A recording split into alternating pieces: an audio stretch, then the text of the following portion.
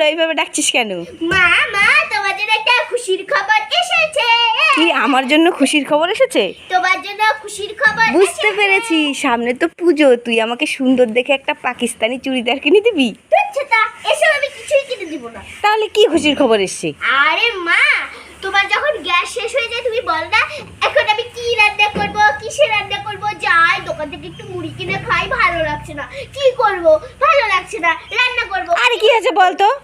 আরে এখন তোমার আর ওই দোকান থেকে মুড়ি এনে খেতেও হবে না। যখন গ্যাস শেষ হয়ে যাবে হ্যাঁ, তাহলে কি খাবো? জল খেয়ে থাকবো, এটাই চাস? আরে না, জল খেতে হবে না। এই দেখো আমি তোমার জন্য একটা মাটির উনুন এনেছি, এখন গ্যাস ফুরিয়ে গেলে এটাতেই রান্না ওরে করবে। বাবারে, কত সুন্দর! হ্যাঁ, আমি তোমাকে এত কষ্ট করে এনে দিলাম, তাও তুমি আমাকে ভালোবাসো না।